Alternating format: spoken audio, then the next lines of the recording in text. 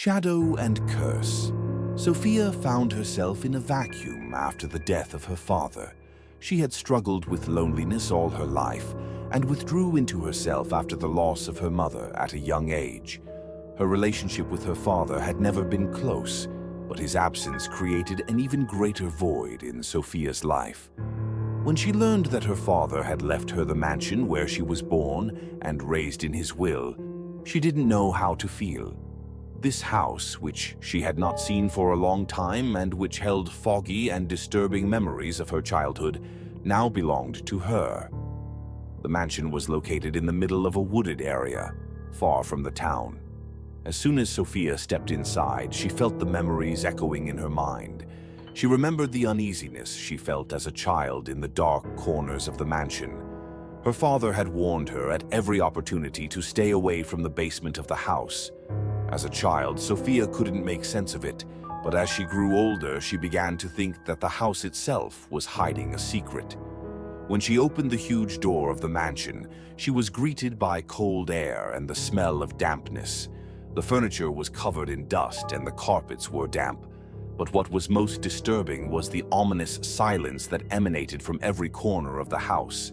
Sophia felt as if the silence was trying to hide something. Memories of the mansion. For the first few days, Sophia was busy cleaning the mansion and organizing things. At night, she could not sleep. The rattling of the ceiling and the shadows on the walls whispered that the house was alive. One night, she heard an old music box playing by itself.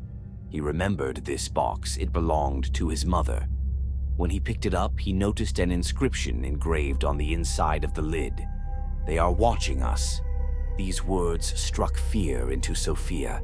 She began to remember the whispers she had heard as a child, the dark memories in every corner of the house. But this time, the fear she felt was different. It was as if these whispers were not echoes from the past, but the voice of an entity trying to reach her right now. Call of the basement. While tidying up her father's room, Sophia found an old wooden box. Inside the box was a diary written by her father. The diary was full of clues to Sophia's family's dark past. Her father wrote that in his youth, he and his friends had held a séance in the basement. At first, it seemed like a game, but something had gone wrong.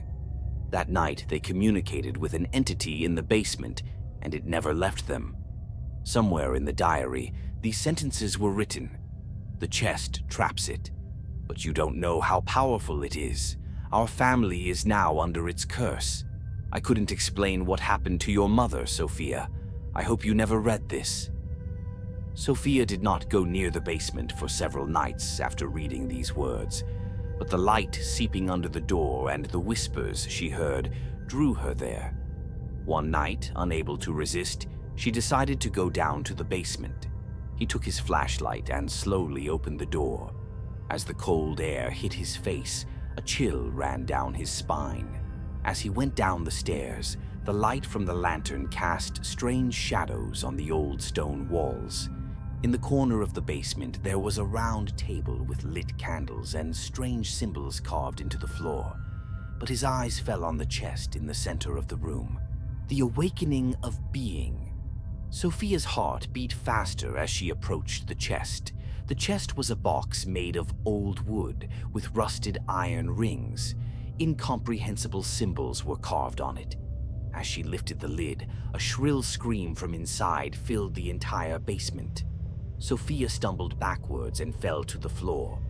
When she turned around, a shadow had appeared in a corner of the room. The shadow was slowly moving towards Sophia. It was in human form, but without a face. It was completely dark except for a pair of bright eyes. It spoke in a deep, echoing voice. "You woke me up. Now I will take your payment." Sophia gathered all her strength and started to run upstairs. But the stairs were getting longer, the exit from the basement farther and farther away. With each step, her breathing became more labored. She could feel the cold breath of the being behind her. Curse of the family.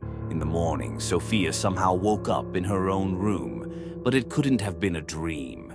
She was sure that what had happened in the basement was real. When she looked in the mirror, there were bruises on her neck that looked like thin fingerprints.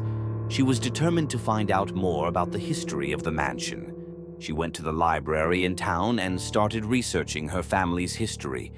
He learned that Sophia's family had once been involved in occult practices. He also learned that the land on which the mansion was built was once known as a cursed place. Here, centuries ago, a demon had been summoned during a ritual, but had been unable to send it back. Sophia's family had built a mansion on this cursed land. Salvation. Sophia now knew that the presence in the basement was not just a shadow. This presence had haunted her family and now wanted her. She thought about leaving the mansion, but somehow she didn't dare to leave. It was as if she had become part of the mansion, or rather, the mansion had taken over a part of her. One night, she dreamt of her father.